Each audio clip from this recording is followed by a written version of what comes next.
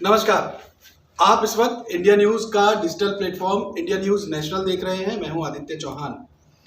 ममता बनर्जी ने एक तरीके से मिशन बना लिया है कि वो थर्ड फ्रंट खड़ा कर रही हैं और कांग्रेस के ऊपर लगातार निशाना साध रही हैं। ईस्ट से वेस्ट और नॉर्थ से साउथ भी ये यात्रा शुरू हो जाएगी। बहरहाल इस बीच में प्रशांत किशोर का एक ट्वीट सामने आया है। प्रशांत किशोर ने अपने ट्वीट में फिर से कांग्रेस पार्टी पर निशाना साधा है। इस ट्वीट को पहले समझिए। प्रशांत किशोर कहते हैं कि कांग्रेस जिस विचार और जगह का प्रतिनिधित्व करती है वो एक मजबूत विपक्ष के लिए अहम है, लेकिन कांग्रेस का नेतृत्व एक विशेष व्यक्ति का ही देव्य हक नहीं है, खासकर तब जब पार्टी पिछले 10 सालों में अपने 90% चुनाव हार चुकी है। विपक्ष के नेतृत्व का चुनाव लोकतांत्रिक तरीके से होना चाहिए। ये प्रशांत किशोर लिख रहे हैं। अब प्रशांत किशोर जो ये ट्वीट कर रहे हैं, इसके मायने क्या है, वो किस लकीर को आगे बढ़ा रहे हैं? ये वही प्रशांत किशोर हैं जिन्होंने कभी कांग्रेस पार्टी के लिए भी काम किया था इलेक्शन के दौरान। अब वही कांग्रेस पर निशाना साध रहे हैं, तो इसके बहुत सारे सियासी मायने भी बनते हैं। तो प्रशांत किशोर के इस ट्वीट की बारीकी को समझने के लिए हमारे साथ इंडिया न्यूज के managing editor Rana Yashwant sir हैं। हम राणा सर से ये तमाम सारे सवाल और उनके जवाब समझने की कोशिश करेंगे। राणा सर, बहुत बहुत स्वागत है आपका अंदर की बात में। अंदर की बात ये हमारा स्पेशल शो है जिसमें हम खबर और खबर के भीतर छिपी हुई पूरी जो इनसाइड स्टोरी है उसको राणा सर के साथ समझते हैं। राणा सर, ये जो ट्वीट है, पहली बार में जब इसे देखते हैं आप और जिस तरीके का ये अटैक कर रहे हैं, ये वही अटैक है जो कमोवेश शरद पवार के बराबर में खड़े होकर के ममता बनर्जी ने किया था। कुछ वैसी ही भाषा है। आपको क्या लग रहा है सीधे? प्रशांत किशोर राजनेता नहीं है, लेकिन वो चुनाव रणनीतिकार है और चुनावी रणनीति तैयार उन्होंने मोदी जी की भी की, नीतीश कुमार की भी की, ममता की भी की और दक्षिण के कई राज्यों में कई नेताओं की भी की है। स्ट्राइक रेट उनका ठीक रहा है। अगर राहुल गांधी और अखिलेश की जोड़ी के नाकाम होने की बात मैं छोड़ दूं तो बहुत सारे मामलों में उनका स्ट्राइक रेट ठीक रहा है। नेता नहीं है, यह बात भी बहुत जरूरी है समझना। अब वो जो इलेक्शन स्ट्रैटेजिस्ट हैं तो उनको ये पता होता है कि जमीन पर जो माहौल है उस माहौल में कौन सा नेता और कौन से नेता का कौन सा उम्मीदवार जीत सकता है, या फिर जीतने के लिए जो जरूरी जुगाड़ है वह जुगाड़ क्या किया जाना चाहिए ताकि आने वाले समय में जब तक चुनाव हो तब तक स्थितियां आपके लिए अनुकूल हो जाए। अभी उन्होंने ममता बनर्जी का ठेका ले रखा है, जिम्मा उनके पास ममता बनर्जी का है। ममता बनर्जी को लेकर के उन्होंने शरद पवार से पहले मुलाकात की थी, बाद में आपने देखा कि ममता बनर्जी भी गई। उनको ये लगता है कि असम से लेकर के गोवा तक जितने भी नेता जुड़े टीएमसी में, वो कहीं ना कहीं प्रशांत किशोर की राय के बाद ही जुड़े, उनकी उसमें राय शामिल थी। ममता बनर्जी का भरोसा इसलिए उन पर ज्यादा है क्योंकि जब भगदड़ सी मची थी टीएमसी में चुनाव से पहले पश्चिम बंगाल के और तड़ातर नेता बीजेपी में आकर के शामिल हुए थे, तब भी उन्होंने कहा था कि जितने भी नेता बाहर जा रहे हैं उसमें से कोई नहीं जीतेगा और बीजेपी 3 के आंकड़ा में तो पहुंच ही नहीं पाएगी। मैं दावे से कह रहा हूं जब सारे टूट होकर के और बीजेपी में आ गई थी और ममता बनर्जी इकलौती बड़ी नेता बच गई थी, तब भी उन्होंने बहुत मजबूत था, वो वही हुआ। तो जब वही हुआ तो ममता बनर्जी को भी लगा कि यह बात सही है। अब चूंकि ममता बनर्जी को नेशनल लीडर बनाना चाहते हैं और मोदी के मुकाबले में लाना चाहते हैं, इसके लिए जरूरी यह है कि कांग्रेस दरकिनार हो। अब अगर वो मजबूत स्थिति में कांग्रेस होती तो प्रशांत किशोर के कहे की बहुत अहमियत नहीं रहती, लेकिन कांग्रेस ने अपनी स्थिति भी ऐसी कर ली है कि प्रशांत किशोर के कहे में भी आपको दम दिखेगा। प्रशांत किशोर कह रहे हैं कि कांग्रेस जिस विचार की है, आप कहते हैं कि हम सबके सबके लिए हैं और हम बराबरी के साथ चलते हैं। बीजेपी को आप इस आधार पर अलग करते हैं कि बीजेपी को आप सांप्रदायिक मानते हैं, वो एक धर्म विशेष के लोगों को अलग करके और बाकी लोगों की सोचती है। आप ये मानते हैं कांग्रेस है। प्रशांत किशोर मानते हैं कि कांग्रेस जिस तरह की पार्टी है वो तो ठीक है, सेकुलर, मोटे तौर पर जो सेकुलर आप कहते हैं, हाँ, ताना बाना जो बोलते हैं, तो वो तो ठीक है जिस जगह पे है, यानी कि मुख्य प्रतिपक्ष विपक्षी दल, यह दोनों ठीक है। लेकिन यह आपके पास किसी एक ही आदमी के हिस्से में रहे, ये दैवीय नहीं है। यानी कि यह जो मुख्य प्रतिपक्ष की जगह है, यहाँ कोई और भी आ सकता है, कोई और भी नेता आ सकता है। यहाँ आप इसलिए नहीं बैठे रहते हैं कि भगवान ने आपको कह रखा है, तो आपका कोई अधिकार नहीं है। अगर आपने अपनी जमीन मजबूत नहीं की है, लोकतांत्रिक व्यवस्था में चुनाव लगातार हारते चले जा रहे हैं, लोगों का विश्वास आप पर से उठता चला जा रहा है, तो ऐसे में विकल्प आएगा। क्योंकि जो स्वस्थ लोकतंत्र होता है उसमें सत्ता के साथ एक मजबूत प्रतिपक्ष का होना बहुत जरूरी है। और ऐसी स्थिति में वो एक ऐसा प्रतिपक्ष रच रहे हैं, मैं रचना ही कहूंगा क्योंकि इसमें कई चीजें और शामिल हैं, जो मोदी के मुकाबले में आकर के खड़ा हो और 2024 के चुनाव में एक मजबूत लड़ाई या संघर्ष पैदा कर पाए। देखिए, प्रशांत किशोर चुनावी रणनीतिकार हैं। मैं अगर इनको एक पॉलिटिकल सेल्समैन कह दूं सर, गलत तो नहीं होगा? हाँ, कह सकते हैं इनको। अब ऐसी सूरत में यही प्रशांत किशोर जब कांग्रेस पार्टी के लिए काम कर रहे थे तब ये ठीक थे, तब इनका ये डिवाइन राइट नहीं था, तब इनको समझ नहीं आया। आज जब ये ममता के साथ काम कर रहे हैं, ममता भी तो अपनी पार्टी की इकलौती चेहरे हैं, तो क्या ममता का डिवाइन राइट बनता है वहां? ये सवाल है। ममता बनर्जी के साथ आप प्रशांत किशोर को जोड़ करके देखेंगे तो इन दोनों का मकसद और उस मकसद के पीछे का कारण आपको समझ में आएगा और एक सा दिखेगा। क्योंकि प्रशांत किशोर उनके चुनाव रणनीतिकार हैं और ममता बनर्जी इसी साल हाल में बीजेपी को करारी शिकस्त दी है। बीजेपी के तमाम लाल लश्कर, फौज और जितने भी मंत्री, संतरी, प्रधानमंत्री सबको उतारने के बाद भी ममता बनर्जी जीती। लेकिन आप ये नहीं देखते हैं कि एक पार्टी 3 से 73 पहुंची। 3 से 73 पहुंचने वाली पार्टी ने एक नारा दिया कि 200 पार। चुनाव में जीतने के लिए बहुत सारे नारे गढ़े जाते हैं और आप अपनी पूरी ताकत लगाते हैं। लोकतंत्र में ये बहुत जरूरी भी है, मैं ये स्वस्थ मानता हूँ।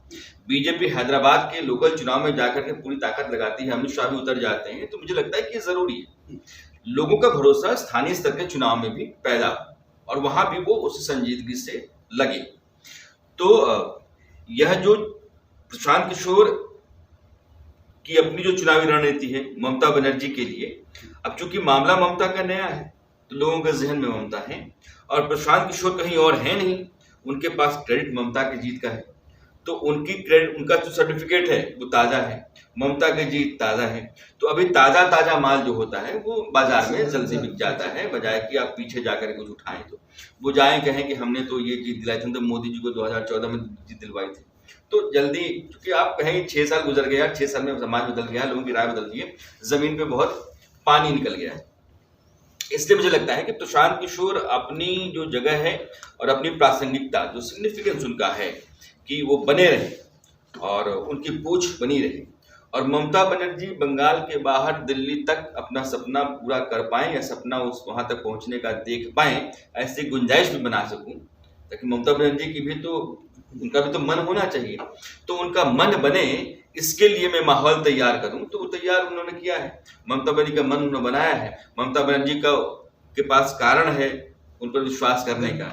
इसलिए दोनों आदमी अपनी अपनी जगह पर अपने अपने सामान को या अपनी अपनी चीज को अपने तरीके से वैल्यू लगा लेने और उसका फायदा उठा लेने की कोशिश कर रहे हैं। बहरहाल एक सवाल सोशल मीडिया पर बहुत प्रमुखता से उठाया जा रहा है, वो ये कि ममता बनर्जी ने भी राहुल गांधी पे बड़ा ही टारगेट किया था, स्पेसिफिक टारगेट किया था कि वो आदमी जो विदेशों में रहता है वो क्या राजनीति करेगा। अभी कुछ रोज पहले ही प्रशांत किशोर ने भी एक ट्वीट किया था, उन्होंने भी इसी तरीके की बात लिखी थी कि बीजेपी केंद्र की पॉलिटिक्स में रहेगी, चाहे वो हारे या जीते, ठीक उसी तरीके से जैसे कांग्रेस 41 साल तक रही थी। लेकिन राहुल गांधी इस बात को समझ नहीं रहे हैं और उस तरीके से वो पॉलिटिक्स भी नहीं हो पा रही है। तो ये भी प्रशांत किशोर भी बहुत टारगेट स्पेसिफिक राहुल गांधी पर ही कर रहे हैं। तो आपको क्या लग रहा है, एक तरफ ममता, एक तरफ प्रशांत किशोर, ये कितना बड़ा नुकसान पहुंचा पाएंगे? देखिए, राजनीति में प्रशांत किशोर के कहने से नुकसान नहीं हो सकता है। ममता बनर्जी लोकसभा चुनाव में बहुत बड़े दल के तौर पर उतरे, उनके पास बहुत मजबूत उम्मीदवार हों तो उनके कहे का असर तो हो सकता है, ये मानता हूँ। पश्चिम बंगाल में मतलब उन्हीं के कहे का असर होगा क्योंकि वहाँ के सबसे बड़ी नेता हैं। जैसे आप महाराष्ट्र में जाएं तो शरद पवार, उद्धव ठाकरे जो कह रहे हैं महाराष्ट्र के भीतर की राजनीति में उसकी अहमियत ज्यादा है। जैसे अखिलेश ने कहा या योगी जी ने कहा तो उत्तर प्रदेश में, इन दोनों का, चूंकि आपके दोनों की ताकत, हैसियत ज्यादा है तो आपका जनाधार बड़ा है। ममता बनर्जी पश्चिम बंगाल की तो बड़ी नेता हैं, लेकिन भारत के लोकतंत्र में एक 2024 के लोकसभा चुनाव में वो कितना बड़ा अपने आप को कर पाएंगी और कितने बड़े उम्मीदवार अपने साथ जोड़ पाएंगी, चुनावी माहौल को अपने हक में, जो बंगाल में और भारत में अंतर है, कर पाएंगी, यह मतलब बहुत आसान नहीं है। राहुल गांधी के लिए बहुत आसान है। राहुल गांधी की पार्टी राष्ट्रीय पार्टी और वह पार्टी लगभग हर राज्य में है। यह ठीक है कि जो मुख्य राज्य होते हैं पश्चिम बंगाल या फिर बिहार, उत्तर प्रदेश, इन राज्यों से बहुत लंबे समय से वो गायब है और वहां उसका संगठन और उसका जनाधार दोनों लगभग सूख सा गया है। लेकिन अब भी केरल से लेकर के जम्मू कश्मीर तक कांग्रेस के पास अभी नेता हैं, उसका संगठन है, जनाधार है। और राहुल गांधी अगर सही तरीके से अपनी राजनीति करते हैं तो मुझे लगता है कि कांग्रेस अब भी सबसे बड़े दल के तौर पर भारत के लोकतंत्र में, तब विपक्ष की बात मैं कर रहा हूँ, बीजेपी की नहीं, लेकिन विपक्ष में जितने भी दल हैं उन सभी दलों में सबसे संख्या के लिहाज से सबसे बड़े दल की हैसियत उसको 2024 के चुनाव में भी हासिल रहेगी। एक सवाल सर, ये नेता की हैसियत से है। नेता वो जो खुद को खड़ा करे, नेता वो जो जनता के बीच जाए, नेता वो जो अपने काम से अपनी जगह बनाए। अब नेता जब इलेक्शन के माहौल में इस तरीके से चुनावी रणनीतिकारों पर भरोसा करने लग जाएं और अपनी चुनावी रणनीति ऐसे रणनीतिकारों के प्रभाव में आकर के बनाएं, तो ये भारतीय लोकतंत्र के लिए, इंडियन पॉलिटिक्स के लिए क्या ये खतरा है या फायदेमंद है? देखिए, नेता चुनाव जीतने का फॉर्मूला चाहता है। वो फॉर्मूला कभी कई तरह के नारों में था, कई तरह के ऐलानों में था। जैसे अभी आप कहते हैं कि हम ये माफ कर देंगे, बहुत सारे नेता हैं जो उतरते हैं तो पहला ही काम करते हैं कि अगर ऐसा हो गया तो हम ये माफ कर देंगे, अगर ऐसा हुआ तो हम ये माफ कर देंगे। योजनाएं आती हैं, बहुत सारे वादे होते हैं जी। तो बहुत पहले एक कौम की तरफ से फतवा जारी करवाया जाता था कि आप फतवा जारी कर दीजिए, देश के सारे मुसलमान एक पार्टी को वोट देंगे। वो कांग्रेस ने ज्यादा दफा किया, इंदिरा जी ने इसकी शुरुआत की थी। तो वो सब फॉर्मूले ही थे, आजमाए जा रहे थे। जैसे बीजेपी ने राम के नाम पर एक दाव चला, या बीजेपी ने मोदी के नाम पर एक दाव चला। मोदी जो है वो हिंदू समाज को रिप्रेजेंट करते हैं और हिंदू मानसिकता के मुताबिक ये हैं। और जो हिंदू समाज में एक असंतोष रहा है कि मुस्लिम समाज को राजनीतिक दलों ने ज्यादा पूछा परखा है, उसको अहमियत दी है और ये दूसरे दर्जे के रहे हैं। इस बात को मोदी उठाते हैं और मोदी अगर आगे आते हैं तो यह समाज उनके साथ हो जाएगा। वह भी एक फॉर्मूला ही था, वो हिट हो गया। तो नारों में, इस तरह के फैसलों में, रैलियों में, कई तरह के बयानों में, उसी तरीके से अब प्रशांत किशोर के आने के बाद ये हुआ कि एक अलग तरह का साइंटिफिक फॉर्मूला लेकर के आदमी आ गया। आप मानिए ना मन नेता को लगता है कि मैं जीत जाऊंगा, मैं काम कर रहा हूँ, मेरे ये सारे संगठन के लोग हैं और मेरे सारे काम करने वाले लोग हैं, वो हार जाता है। ये आदमी आता है एक फॉर्मूला लेकर कि देखिए यहाँ आपकी जीत हो सकती है, यहाँ ये कैंडिडेट बदल देंगे तो इसकी जीत हो जाएगी, यहाँ कैंडिडेट को यहाँ ले जाएंगे तो जीत हो जाएगी, और ये 30% लोगों को टिकट नहीं तो हार जाएंगे, ये 30% तो जहाँ खड़ा हुए वहीं हार जाएंगे, नए लोगों को लाएंगे जीत जाएंगे। अब आदमी आप बुला करके बताया और आपने उसको आजमाया और कामयाब हो गया, तो आपको लगता है कि यार ये आदमी ठीक है। तो प्रशांत किशोर ने इलेक्टोरल स्ट्रैटेजी को साइंटिफिकली भारत के समाज में आजमाने और उसको सफल बनाने का एक प्रयास किया और वो उस लिहाज से वो कामयाब रहे हैं और उन पर लोग भरोसा करते हैं। स्ट्राइक रेट ठीक है आपका, तो जब तक स्ट्राइक रेट है तब तक पूछ परख रहती है। इसलिए आपका सवाल मैं फिर भूल गया, मैं कहीं और मैं इससे लोग भारतीय लोकतंत्र, भारतीय सियासत के हिसाब से ये कितना नुकसानदेह है या फायदेमंद है? देखिए, ये नुकसान का सौदा है।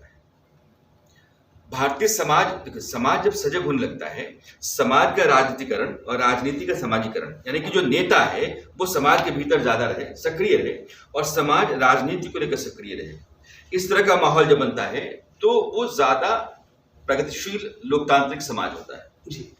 लेकिन जब मुझे पता ही है कि आएंगे आदित्य जी और ये हमको फॉर्मूला बताएंगे और फॉर्मूला बता देने पर हम ऐसा करेंगे, हम जीत जाएंगे, तो फिर हम लोगों की जो उम्मीद है, उनकी जो समस्याएं हैं उनकी जो चिंताएं हैं उसमें हम कम हिस्सेदारी अपनी हमारी रखेंगे, और हम इस बात में रखेंगे कि चलो अपना काम करते रहो, जब चुनाव का समय आएगा तो बुलाएंगे आदित्य जी को, आदित्य जी बताइए 6 महीने बचे में क्या किया जाना चाहिए, तो ये कर दीजिए और आप जीत जाएंगे।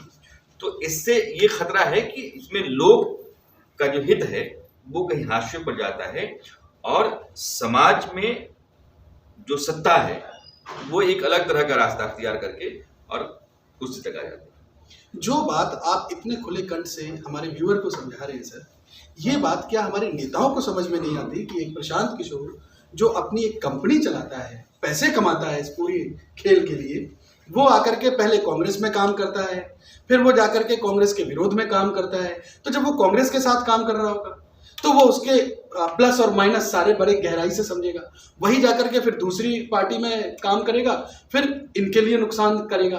तो ये एक आदमी घूम घूम के पूरे हिंदुस्तान में अलग अलग पार्टियों को अपने तरीके से बहला रहा है। तो ये बात जो आप समझा रहे हो ये बाकी लोगों को समझ में नहीं आती। नहीं, इसमें एक मामला है, देखिए जितने भी राजनीतिक दल हैं वो किस लिए चुनाव में है, क्योंकि वो सत्ता तक जाए। सत्ता तक जाने के लिए सभी दलों ने हर तरह का रास्ता अख्तियार किया है, या यूं कहिए कि तिकड़म जितने होते, साम दाम दंड भेद सब आजमाते हैं। और आप यूं मानिए कि हिंदुस्तान की राजनीति में अगर अपराधी ज्यादा तादाद में विधानसभा में या संसद में बैठते हैं, ये राजनीति का अपराधीकरण हुआ है, तो उसका कारण यही है कि हमारे समाज ने ऐसे ही दबंग, बाहुबली और अपराधी किस्म के लोगों को अपना नेता स्वीकार किया, उस मानस में हम रहे, और समाज के उस मानस का फायदा जो है उस आदमी ने उठाया जो बाहुबली है, दबंग है, अपराधी है, क्योंकि उसको पता है कि मुझे तो चुनना या मुझे टिकट देना इस पार्टी की मजबूरी है, मेरे बगैर उसको जीत मिल नहीं सकती। तो मेरी मजबूरी कोई व्यक्ति बन गया तो एक तो मैं गलत कर रहा हूं कि मैं अपराधी को चुन रहा हूं। अपराधी को चुनने का कारण यह है कि मैं अपनी जीत सुनिश्चित करना चाहता हूं, और जीत सुनिश्चित करने के लिए अपराधी ने नीचे अपना तंत्र जो बना रखा है, वह अपनी जीत को तय करने के लिए अपने प्यादों और अपने लोगों की एक फौज बनाई है, वो डर का हो। यह भी तो आप अख्तियार करते हैं। अगर प्रशांत किशोर आकर के आपको एक रास्ता बताते हैं कि आपके लोगों ने, प्रशांत किशोर में कम से कम ये होगा कि ये काम नहीं किया, असंतोष ज्यादा है, ये आदमी जो है उसको लेके इमेज ठीक नहीं है, इस आदमी की इमेज बहुत अच्छी है, यहाँ ला देंगे तो इसकी जात के लोग हैं यहाँ ठीक है, तो कम से कम उनका जो अपना फॉर्मूला है वो फॉर्मूला समाज के संतोष को कम करके आपके हक में वोट को बढ़ाने का है। लेकिन खुले तौर पर जो नेता जाता है चुनाव लड़ने के लिए अपनी पार्टी लेकर के, वो उन लोगों को पहले तय करता है विनेबिलिटी है कि नहीं, जीत सकता है क्या, जीतने के नाम पर ही टिकट मिलता है। अगर बहुत राणा यशवंत बहुत शरीफ आदमी है, बहुत अच्छी इमेज है, इन्होंने कोई धतकर्म नहीं किया है, लेकिन टिकट नहीं मिलेगा क्योंकि ये वहां गुंडागर्दी नहीं कर सकते, वहां गुंडे नहीं तैयार कर सकते, लोगों पर दबाव नहीं डाल सकते, लोग जो चाहते हैं जिस तरह से उस तरह का नेता नहीं बन सकते। तो आपको नेता बनने के लिए, या नेता पार्टी तक आ जाए और पार्टी नेता तक जाए, इसके लिए जो शर्तें हैं वो खूबियां हैं वो अलग। नेताओं की खूबियां आपने बहुत बखूबी बताई है सर। ये आज की पॉलिटिक्स का यही रूप है और यही सियासत, यही सच है। हिंदुस्तान की राजनीति का जो सबसे भयावह या दुखदाई सच है वो यही है कि हमारी जनता ने अपने मानस को, अपना हीरो यानी मेरा नेता कौन होगा, इसके लिए उसने हमेशा दबंग, बाहुबली, गांठ का मोटा आदमी, पैसे वाला जो है, अपराधी, इस तरह के लोगों को उसने माना है कि ये आदमी नेता बनता है तो काम करेगा। हमारे यहाँ तो जैसे आदमी अपराधी होता है तो बोलता है टिकट लेगा वो।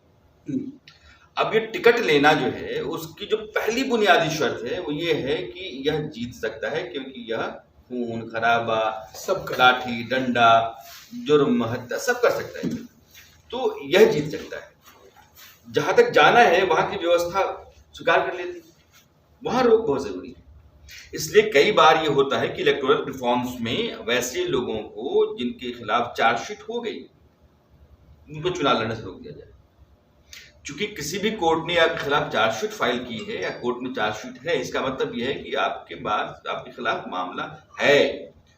अब वो ठीक है कि मुकदमे के दौरान आप बरी होने के तो बहुत सारे कारण होते हैं, सबूत है, गवाह है, बहुत सारी चीजें हैं, पैसा है, तो इसके जरिए आपको हो सकता है बरी हो जाए। लेकिन मेरी अपनी राय है कि चार्जशीट आपके खिलाफ बन जाती है किसी भी संगीन गुनाह में, तो आपको चुनाव से रोक देना चाहिए। बहरहाल आपने बहुत सुलझे हुए तरीके से बताया कि नेताओं को भी हिदायत दी कि साहब प्रशांत किशोर अगर फायदेमंद हैं तो नुकसानदेह भी हैं, और लॉन्ग मतलब भारत के लिहाज से, भारत की पॉलिटिक्स के लिहाज से ये ठीक भी नहीं है। एक आखिरी सवाल बस मैं समझना चाहूँगा, आज जब कांग्रेस पार्टी ये सोचती होगी कि किसी पल हमारे बराबर में बैठते थे ये प्रशांत किशोर और रणनीति तय करते थे, और आज वो मन में सोचते होंगे कि क्या किया था हमने, क्या कभी ये पल ममता के लिए भी आ सकता है? नहीं, हुआ ये था कि 2012 में प्रशांत किशोर जब आए बाहर से, तो उन्होंने सबसे पहले राहुल गांधी और सोनिया गांधी का ही दरवाजा खटखटाया। उन्होंने बुलाया, फिर उन्होंने अपनी स्ट्रैटेजी बताई, मैं इलेक्टोरल स्ट्रैटेजिस्ट हूँ और मैं ऐसे करता हूँ और आपका काम बहुत आसान कर सकता हूँ, उम्मीदवार देने से लेकर के चुनाव नतीजे तक का। इन लोगों को समझ में नहीं आया। 2012 के बाद वो पहुंच गए मोदी जी के पास, मोदी जी को समझ में आ गया, उन्होंने उनको रख लिया। तो मोदी जी 2012 से लेकर 2014 2 साल रहे। 2014 में जब मोदी प्रधानमंत्री हो गए, जब प्रधानमंत्री हो गए, प्रशांत किशोर का नाम सामने आया, उसके बाद नीतीश कुमार ने उनको रख लिया। अब वो दक्षिण भारत में आंध्र प्रदेश देखिए या तमिलनाडु देखिए, वहां तक वो पसर गए हैं, तो उनकी पूरी अपनी दुकानदारी चलती है। और ठीक है, मतलब उनके पास एक फॉर्मूला है, और जमीन पे पता नहीं कौन सा सर्वे करते हैं, क्या पूछते हैं, क्या आजमाते हैं, कौन सा डेटा लेते हैं, उसका एनालिसिस कैसे करते हैं, जो नतीजा आता है उसके मुताबिक वो क्या सलाह देते हैं। लेकिन जो कुछ भी करते हैं वो उसके आधार पर पार्टी चुनाव जीत जाती है तो फिर बड़ी बात है, उनकी दुकान का बोर्ड ठीक है कि भैया हम आपको चुनाव जिता देंगे, तो इसलिए वो है। बहरहाल ममता हो या प्रशांत किशोर हो, ये तो जाहिर सी बात है, ममता जिस तरीके से थर्ड फ्रंट की लीडर बनना चाहती है, खुद को खड़ा करना चाहती है, तो इस तरीके के आरोप प्रत्यारोप तो कांग्रेस पार्टी पे लगने ही है, जानबूझ के, और ये स्ट्रेटजी भी है। हाँ। लेकिन जिस तरीके से बाकी प्रशांत किशोर और उनके बिजनेस मॉड्यूल को, और जो पॉलिटिकल पार्टी जो हमारी गलतियां कर रही है, या कह लीजिए कि जीतने की फिराक में जिस तरीके के इस तरीके के चुनावी रणनीतिकार, और इस समय तो सिक्का प्रशांत किशोर का ही चल रहा है, उन्हें हायर कर रहे हैं, तो ये आगे आने वाले समय के लिए नुकसानदेह भी बहरहाल साबित हो सकता है। इस बहुत शानदार विश्लेषण के लिए आपका बहुत बहुत शुक्रिया सर। आपको ये जानकारी कैसी लगी, इसे लेकर के आप कमेंट कीजिए, और इस जानकारी को आप ज़्यादा से ज़्यादा शेयर कीजिए। हमारे चैनल इंडिया न्यूज़ नेशनल को सब्सक्राइब कीजिए। बहुत बहुत शुक्रिया आपका।